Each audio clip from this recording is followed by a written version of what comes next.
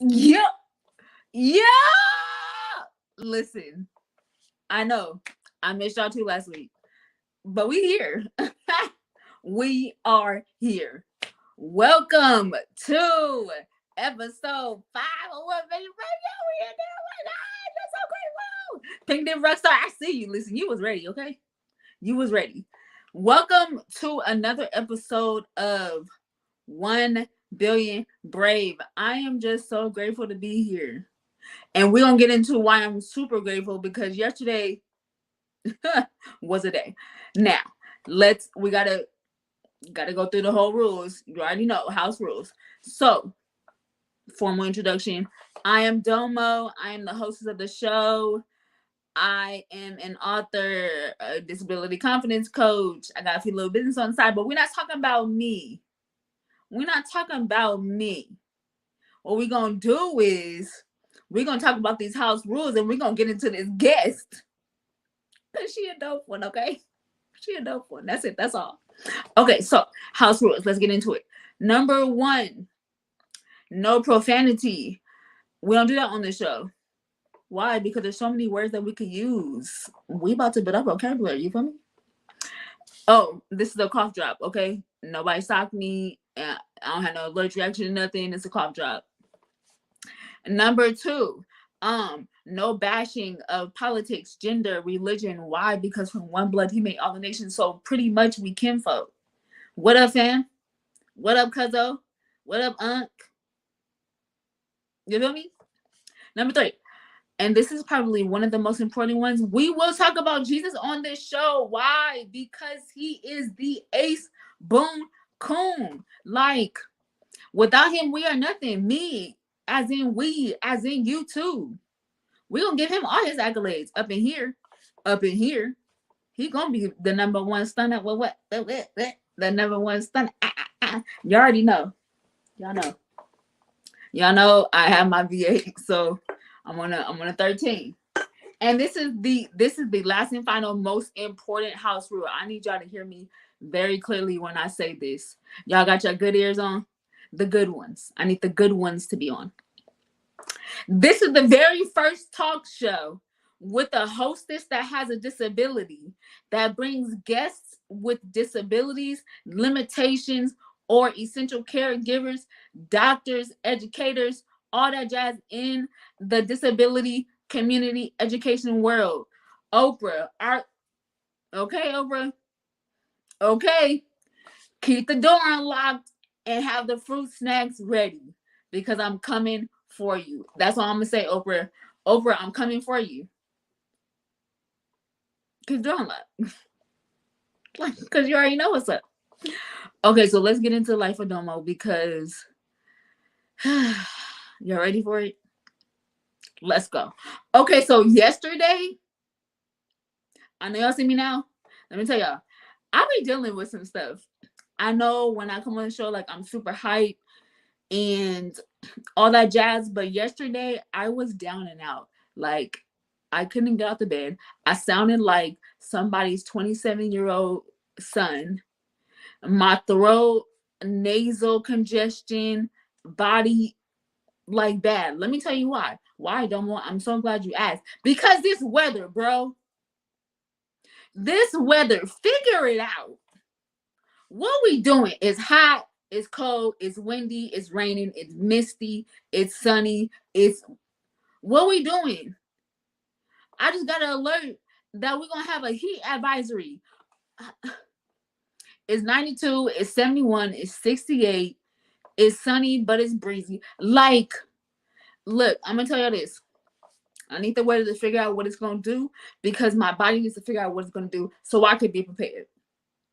I don't know what to do, and I'm tired of figuring it out on the fly. I need to know.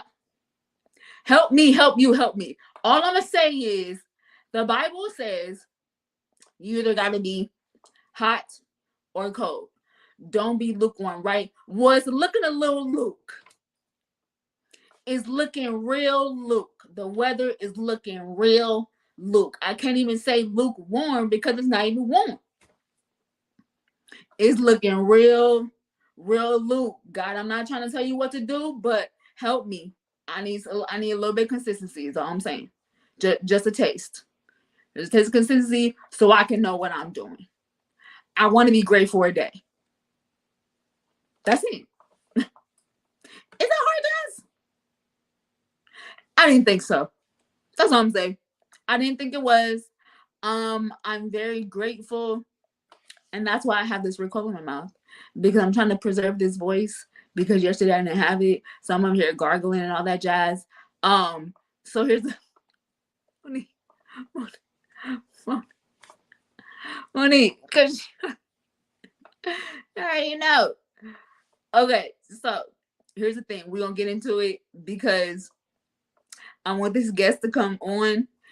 And let me tell y'all about this guest. So this guest, first of all, just look at what it say, cousin crew.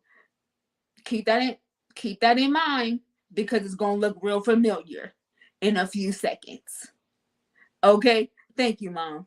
I appreciate it. I told you I got my hair done, even though when I got home, I put on a scarf because I was cold, and my earmuffs and a jacket all the way up, and the hood. Okay, but my next guest, it's my sister cousin. She be getting on me when I don't feel good. Matter of fact, let me tell y'all, she called my mother to tell her that I need to stop acting like I ain't got no family, and when I don't feel good, I need to say something. How you gonna tell me? How you gonna tell me? How you gonna tell me? I didn't do it. Oh gosh. But all jokes aside, she is so knowledgeable when it comes to education, and specifically special education. I had to bring her on because although she's my cousin, she can bring so much wisdom, especially to the minorities, on what is special education, what it look like, how you get into it. Do your kids need it? All that jazz. We need it, and it's gonna be super informative. So I'm gonna need y'all to sit down, get your coffee, get your tea, get your soda, get your all that jazz, eat your little dinner, and let's get at it. Wait. Dr. Casaundra Monique McNair, let's go. That is so funny. Oh my goodness. Hey y'all. This is gonna be so fun. I call him up. Do y'all see? Okay. Gabe, you gotta put the thing down. So thank you. Thank you. Okay. We in there like swimwear. We in there like swimwear. Period. Okay, so we gotta formally introduce you. Please let the people know, who are you and where you're from. Where am I from? Okay. Yeah, because we got people that's not from California. I totally just had a flash of that microaggressions video when they ask people, so where are you really from? Right, like where are you from? Like, okay, sorry. So that's not what this is about. So yes, I am a part of the cousin crew. I am Casaundra Monique McNair. My family calls me Monique. Why? Because my mama's name is Casaundra. And so, like, if you're born into our family, like, nobody calls you by the name that is on your driver's license. No. What's that mean? Never heard of it. Yeah. So we have like all these names for everyone. So anyways, Period. You know, when I go to work, then, hey, Shelly. Hey, Shelly, girl. Shelly's my girl. Hey, Shelly. All right. Oh, there your mama too. Oh, okay. This is going to be hilarious. Hey, Shelly's great. So, so no one calls you by your name. But yes, I am Casaundra McNair. They call me that at work, and sometimes at church. But I serve right now as the Director of Special Education for the Riverside County Office of Education. Do you hear that title? Oh my gosh. Do you hear the title? I can't even re-say it. The Doctor of Education of the National Board of the Riverside County at Law. At law, no. I am the Director of Special Education. So what that means is, yes, Grandma. See, look, Grandma. Hey, Grandma. Kendall. So basically, what I do is I support students with disabilities throughout the county of Riverside through programs and other itinerant services. So I oversee a staff of about like 450 people.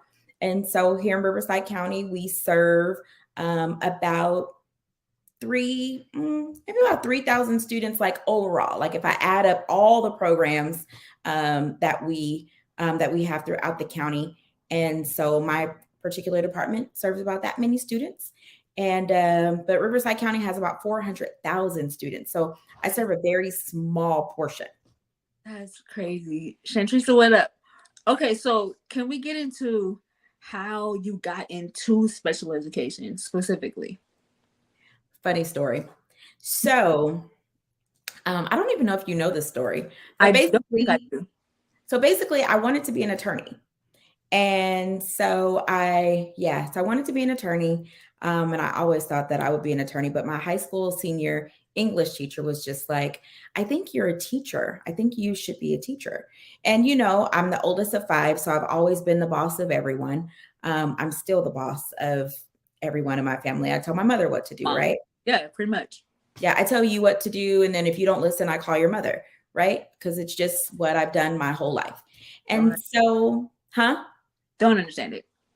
Yeah. So my teacher was like, I think you're going to be a teacher. I was like, yeah, whatever. So I start going to college and then I get pregnant with Devin. And then I was like, uh-oh, I'm going to be a single mom. I need to find a career where I could be a single mom and not be absent. And so I thought I would be an elementary school teacher.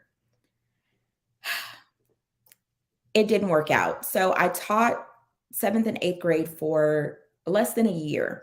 And I said, absolutely. Oh, hey, Greg. And I was like, this is terrible. I Right. huh? Oh, Go ahead. Go ahead. Oh yeah. sorry. I'm just seeing all these pictures flash, and I'm like, oh, surprise. That's my own mom. Um, and so basically, when I had Devin, I was like, well, I think I need to teach. So I started teaching. General ed was boring. So I started teaching special ed, and I was like, oh, wait, I love this place. So I Mm, started teaching special ed, taught it for a couple years. I became a principal of a special ed school, and I did that for a couple years. Was magnet school for a couple years, and then after that, I've been a principal and a coordinator, and now a director. And that so, is amazing. That's so super dope. so But that's yeah, the I story. didn't tell you that I had pictures, but I got to show the people who you are and the family. Sorry, got to.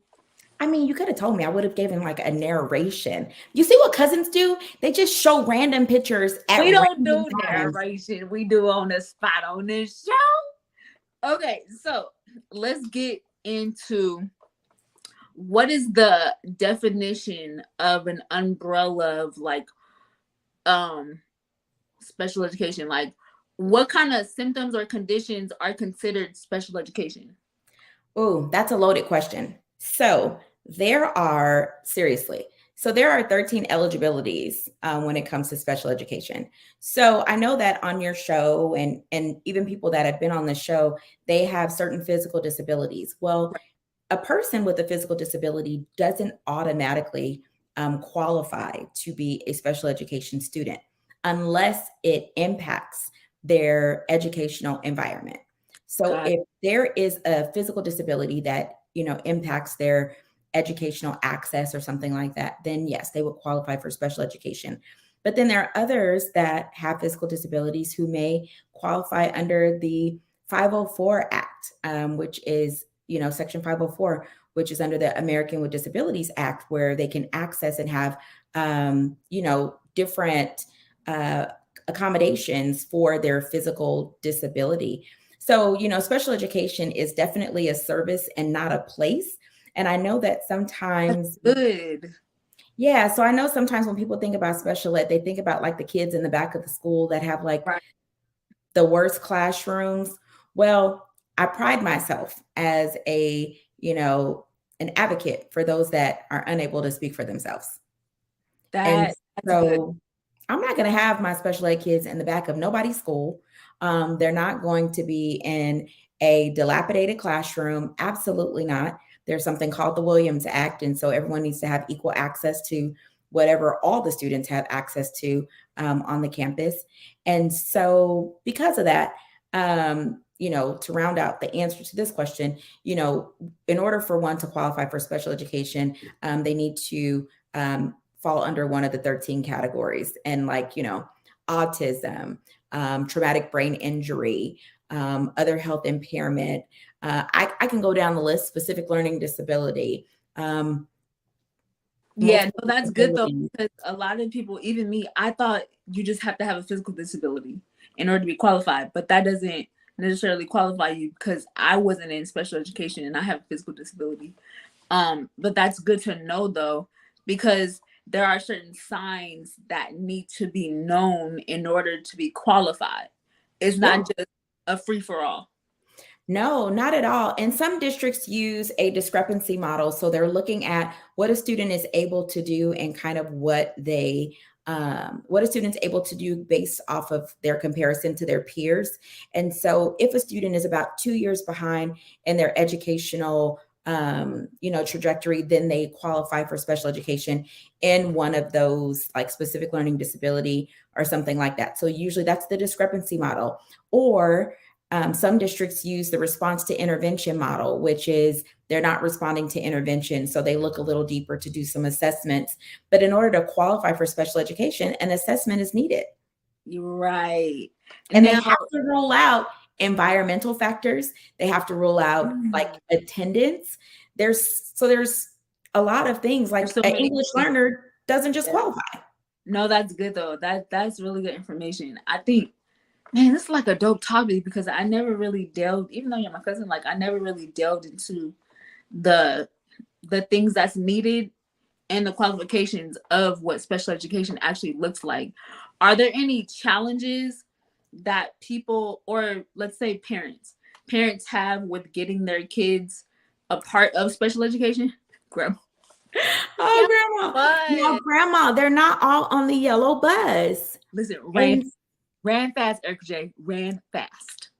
So the thing about it is this. So like, I wrote my dissertation on the parent advocacy part of their students being in special ed. And the reason why I chose that as my dissertation topic was because I was the principal of a school, and the school will remain nameless. And what I realized at that school was that there weren't any kids who looked like me. There weren't any kids that were my complexion or my kids' complexions. I think out of a school of like 400 students, I probably had like 10. And I was like, so something is significantly wrong here. And so I started like on my own one woman crusade, started going through the city, because there's this thing called Child Find. And what Child Find is it ensures that, a student who is exhibiting certain signs, like there should be, some kind of like something in the newspaper. There should be something in the doctor's office to say, if your student has like these things going on, this is a place where you can go to get resources, right? And so that's just a piece of Child Find. I mean, we don't have enough time for me to go into the Individuals with Disabilities Education Act or Child Find. We don't have that kind of time. All right, so I'm cutting across the grass. So anyways, I went on my one woman crusade of Child Find, right? So I started knocking on the doors of the pediatricians, and I started going to churches and doing presentations regarding the 13 eligibilities and kind of what to look for in child development. Because what I realized as an early intervention principal, that many of our students of color were missing the early identification, which means they were missing the early intervention pieces. So they were qualifying for special education in like first and second and third grade, which puts them significantly behind their peers. And so if a student that has a speech and language disorder, when they're a preschooler, if they're able to get that intervention, most likely they're able to exit special education before they enter kindergarten. But without that early intervention, if it's a speech and language disorder, they can carry it all through elementary school and end up in speech classes. They can end up on a non-diploma track if they don't have the right school psychologist or the right professionals working with them, because their disability can be seen as a behavior, which Right. will ultimately look like an exclusion from school, suspension. I mean, school to Yeah. prison pipeline. It's a thing. Crazy. No, that's good though, because in order that, listen, let's expand on that real quick because that's deep. Us as minorities, we, I don't want to say we get the short hand of a stick, but because of lack of knowledge, we err because of lack of knowledge. That's Bible. It's true. It's true. And so I know, like, even like in our family, let's talk Right. about our family for a little bit. We've never had conversations about special education services, Never. anything like that. Like, I can remember my grandma, like your grandma said, the little yellow bus, right? And then I can remember my grandma talking about the rooms that smell like syrup, you Yeah. know, and just those stereotypes of what people think special education is. And so then it develops a stigma where our people don't access services that they should because they don't feel comfortable enough. Or when they go there or they go to the pediatrician and say, I think something's wrong, the pediatrician brushes them off. And because they don't know any better, Right. then they just wait, and they wait it out, and they don't press into it, and then their students end up with nothing. That's good. Okay, so I have a question for you, professional question. Do you feel as though our minority do not get into special education conversation because they're nervous to hear the reality? Yes. Mm. So they're nervous to hear the reality on two folds, right? So when, I'm a mom, I have like three significantly different children. Like significantly different. Significant. And so when I Day, think, night, like huh? day, afternoon, night, like Listen, the three of them are just completely different. But when I think about them, and I think about like when I was pregnant with them, like I have hopes and I have dreams for them.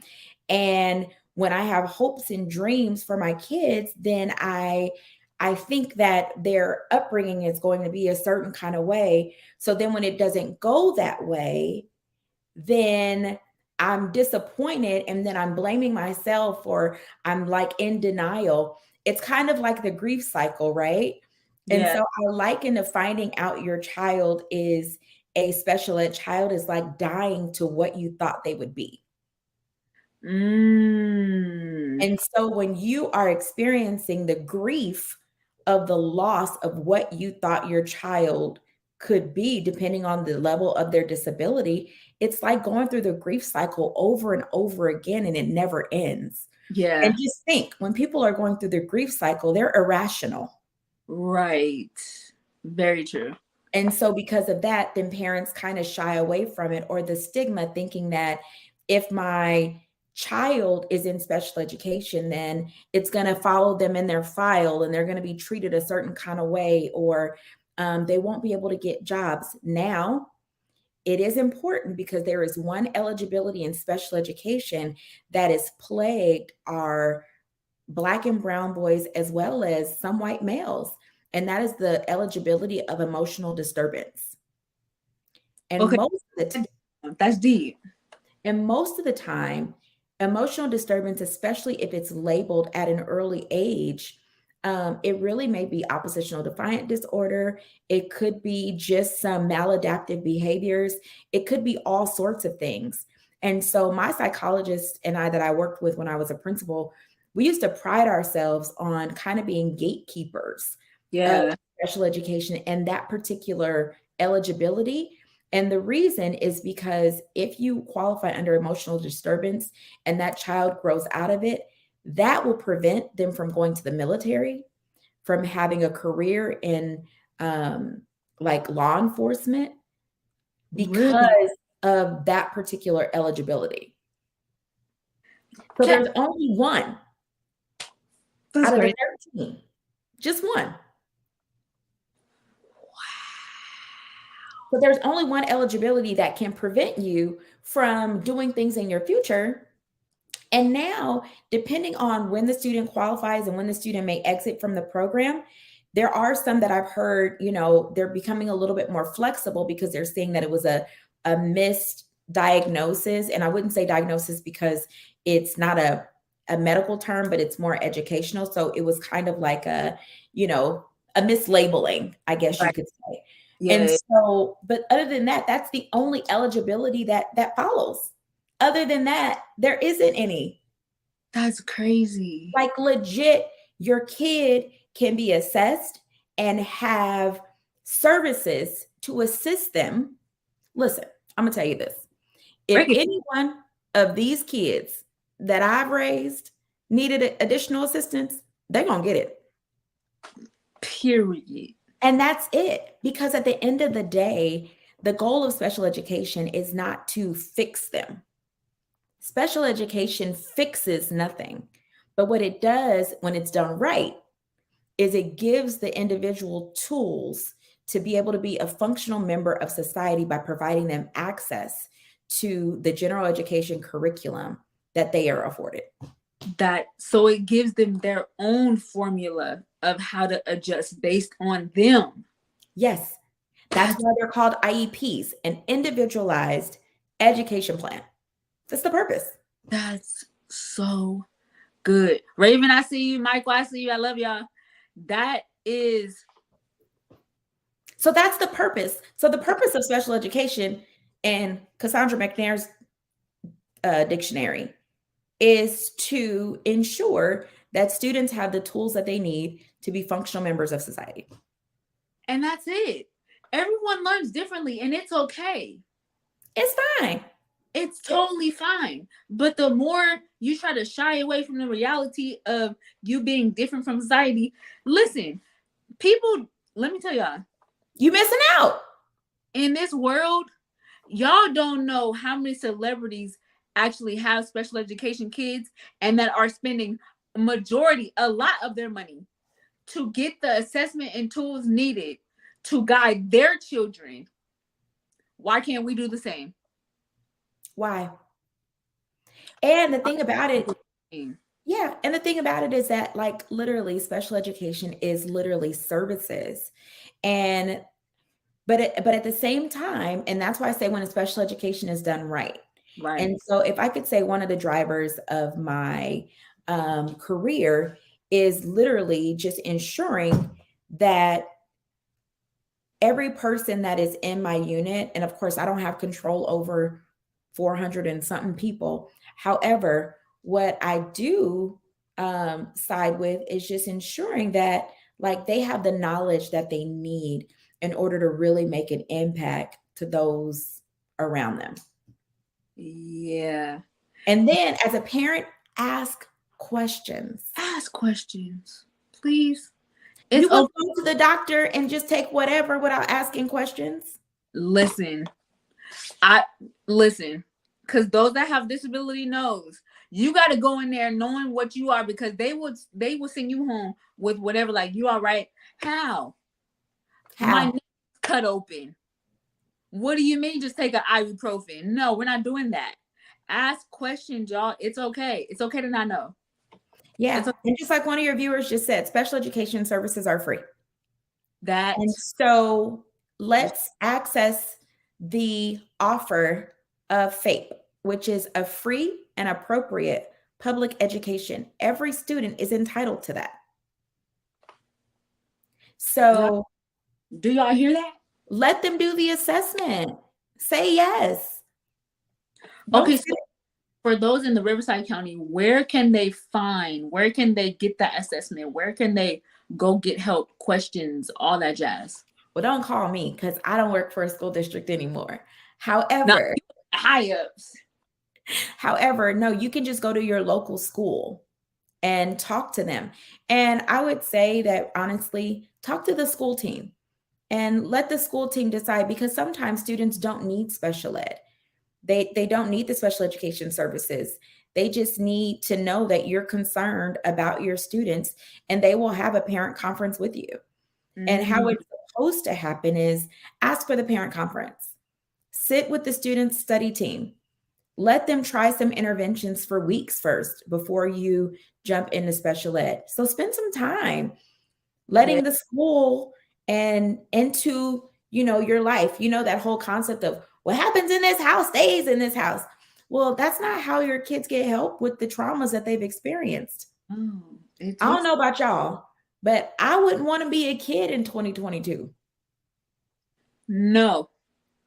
Yeah, I was talking to Deja the other day and I was like, it's really hard to be a teenager like in 2022. Like it's hard Y'all, in these streets. with so much stuff, every day is something. Every minute, every hour is something different. I can't keep up with it. We was just talking. Wait. Before this aired, we was like, "Oh, we're supposed to tie our shirts." Isn't that what the youth do? That's what the young people do. And that's what the cool kids do. What, bro? Y'all have it hard. So because Exactly. hard, y'all need the help. So let the counselors talk to your kids. I don't know how many times as a principal I have heard parents say, I don't want that counselor talking to my kid. Why? Like they Why? have real issues. Like that's what mental health, like that could be a whole nother episode. But that's why mental health is so important because then those could be like invisible like disabilities that we don't see. So Yeah, allow the school now, again, ask questions. Don't be naive, but allow the school to assist. We are there. There are good people like me on school campuses. for real, We're for real. not just looking to throw out a label. Right. No, that's very true. And so, question for those that do have children that have special needs and have special education and are in special education, what are a few of the things that you can tell some of the parents that can help them when they're home, when they leave school? So I would say schedules, Mm, schedules and structures. They are lifesavers, not only to students with special needs, but they're lifesavers to kids in general. So just like how as adults we like to have a heads up and be right, able to predict what's coming next, kids love that security as well. And so the best you can provide a schedule so that your kids know what's up next and what the expectations are. So I would say schedules, clear expectations, and then also just really spending time at home getting to know your kids. Because when you know what their triggers are and you know what their needs are, you can better communicate that to your school team. And then once you communicate that to your school team, then you can build a better overall team. Especially if your child has one of the 5 eligibilities that qualifies them for Inland Regional Center. And so, with you having Inland Regional support and school support, and sometimes wraparound services, and you have people in your family who help you, it is nice to know. Do steps 1, 2, and 3. Don't do steps 4, 5, and 6. right, Like, these are things that set your kids off. And so, knowing what their triggers are, knowing what actually will assist them, and knowing that, it's not a one size fit all. right. Raymond had a question. How do you help parents that are in denial and or obvious to the fact that their children So needing they're us? oblivious to the fact that their child's needs assessment. Well, it's kind of like a combination. So what I usually like to do is have a conversation with that particular parent to see what their concerns are. Most of the time, what I have found is that they're concerned about it being in their kid's file, what the outcome would be on like their life after school, like college. How does it affect college? And then once I start explaining to them about how if your student does qualify, like if they have a specific learning disability or something like that, that actually follows them to college, and they have support in college based off of what they can receive from going through the assessments. And so basically, long story short, I would have a conversation with that parent to talk about what their concerns are, and then also take them through the process, because I think that a good school team takes a parent through the process and allows like the school counselor, the teacher and everyone to kind of give their particular perspective. And then usually at that last student study team or student success team, whatever your district calls it, they may have the special education person come to that meeting, the school psychologist, and they can explain to you every assessment that they give. They can explain all of these things, because at the end of the day, if the school says your child needs this assessment, you as a parent have 15 days according to the law to reply. Mm. And then you can decide in those 15 days if you want it or not. Fair And then enough. also, when you have the assessment and you go through the process of having your first individualized education plan meeting, that first IEP, you have to sign for consent for services. The parent does. So at that moment, you can say, thank you, but no thank you. Parents also at any time can say, I want my child out of special education at any moment. You just have to write a letter. Now, the school may call you, and the special ed people may call and say, you know what, your child really needs it, and this is why. And so I think that that's a good thing. Right. But at the same time, they call because they care. Right. And they want to make sure your decision is accurate. And they want to make sure you understand the ramifications of your decision. Because as the professional, it's my job to say, you know, I really feel that your child needs this, and this is how I think your child would benefit. And then, you know, kind of go from there. Right. But it's really up to the professional. And I would say have those conversations and don't be afraid of them. And if you have family members that you know need services, have those conversations as well. I know I'm not afraid. No, she's not. We could be at a Thanksgiving dinner. Okay. Has your child ever what? I'm eating. Listen, I'm going down the developmental profile because I want to make sure that, you know, they're typically developing. And if No, they aren't, let's have a conversation. a conversation. As I'm eating my dressing, let's have a conversation. Listen, Okay. I'll make you a pie. And as I'm whipping and stiffing, huh? I love it. Yo, Mo, this information, What? like, Y'all got more questions out there? Or y'all went to sleep? information is not profile. You know, I know. It's terrible. And it's so bad, Raven, that my mom will be like, hey, so what do you think of so and so? Okay. I'm like, Mom, I didn't come here to work. I'm not analyzing other people's kids today. Okay. Right. Like, I just came to watch a movie. Like, but when it's in you. yeah. And then sometimes I have like talk to family members like, hey, have you ever thought about? And I don't think that there's anything wrong with that, because that's the problem, is that people don't talk about it and understand that there are free services out there that can assist, especially if there's a significant issue.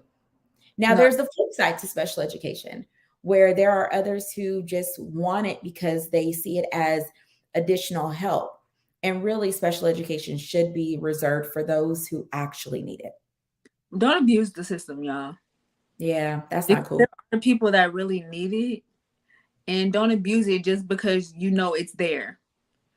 Need it. If you need it, get it. If you don't, do the work. Right.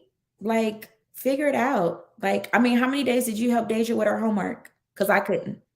Listen, She didn't have a disability, but she definitely didn't want to do her homework with her own mom. not. I was like, but the work though, we will see Yeah. after. Yeah, she didn't like to do homework with me, but we figured it out as a family. Like, Yeah. let's figure out what we need to do to make sure that these kids get educated. Point blank in the period. I love it. Mo, I need you to tell people where they can find you, because you didn't open up another door of opportunity. Oh my gosh. So I do have a website, CasaundraMcNair.com. So you can find me there. I kind of dibble and dabble into a little bit of equity, but from the lens of, I feel that educational equity is the way to a promising future for all of us. I feel that everyone should have access to, oh Oh my gosh. They should have access to everything that they need. I think maybe after I retire, I may, do some type of like advocacy work. But right now, I'm really enjoying working for the good guys, because at the end of the day, I have advocates who come and, want to fight cases all the time. And I pride myself in fighting on the side of right, Yeah, like what's right for kids. And right. so as long as kids are in the middle, and in the center of everything that we do, then I feel like that then today was a good day. You I know, love, even some days I'm ready to, kick people's door downs. But I'll be ready to kick their door down because they don't treat kids right. and it's okay. I protect other people's kids like I protect my own. Period. Point blank and period. And that's what we need. That's it. That's all. I love it. I love it. Mo, thank you so much for being on the show. Oh my gosh. Oh Like, my God, I love it so much. Thank y'all. Listen, everyone, go to the website, CassandraMcNair.com. Listen, okay. And that's a look. Okay. I was on the show. So now she's putting pressure on me because now I'm going to have to put something on there. Yep, you are. Uh, Sorry. yeah, I am writing my new book. So, Book coming. I know because Miss Domo Jones has already created the book cover for the said book. I have. I have. And so, There needs some pages in it. yeah, That's hey, Auntie. Thank you, Auntie Tori. all. Okay, so all I want to know, are you ready for the before you go question? I'm afraid. Okay, before I go. Gabe, you actually got to put it up because we about to figure it out. We about to figure it out together. Oh, so Let's it's figure it out together. Gabe, what's the question? In 10, 5, 7, 6, I'm afraid of this 3, before I go. 2, 1, 1.7. I guess there's no question for me. Oh no, it's about to be a question because I could think of a question right now. Gabe, I'm gonna think of a question. Okay, so the before you go question is your last meal of the day. Oh, he got the question. Okay. Would you rather read your mom's teenage diary or have your mom read your teenage diary? Oh, I'm definitely not letting my mom read my teenage diary, but Ah! I would rather read hers. Now, I may throw up along the way, A few times. A few times. but I definitely would. That was a good one. Yeah, I'd rather read my mom's. I need to know what you been up to. Like, what you been doing? What was you doing before I was here? I need to know. Mo, thank you again so much for being on the show. I definitely appreciate it. Cousin crew, okay? Period. Gabe gonna put you in the back. We're gonna end and I'm gonna see you after it. Love you. Bye. Yo, listen, another success. Special education. Y'all not ready. I told y'all we coming with it. Point blank and the period. We're coming with it. Okay, so I did not do this at the very beginning, so I'm gonna do this now. We got sponsors. Are y'all ready for the sponsors? The first sponsor is the Ashley Inn and Company. Let's get it. Yo, for the women that are everyday women that want something really nice, something cute, some little get up and go, little spring is coming. Okay, because y'all need to get your outfits. Follow the everyday woman at the Ashley Inn and Co. and follow the Facebook page.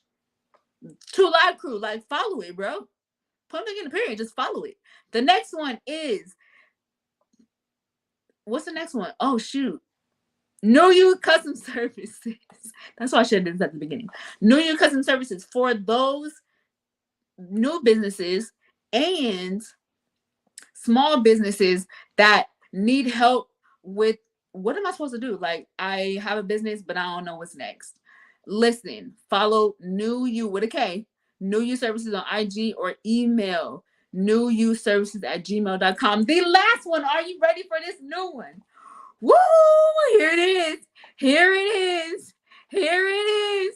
Harry's Transportation LLC. Let's go. For those people that need freight services carried, transported really quick, listen, save money. If you got anything, anything in bulk, anything in bulk that you need transported, holla at them. Please call 951 area code 472-3376 or email Chris Harris at 763 at yahoo.com.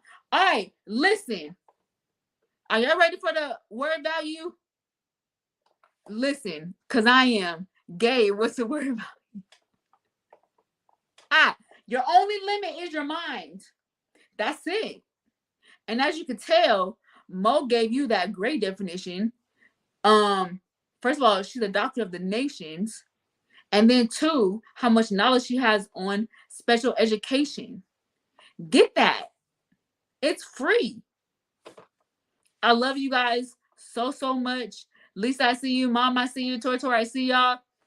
I love you guys. I'm grateful for everyone tuning in. I don't ever take it for granted. Next week, we live. Next Tuesday, 7 p.m. I'm going to need y'all in the house. Why? Because we want being brave. We break the stigmas everywhere. Beyond our condition.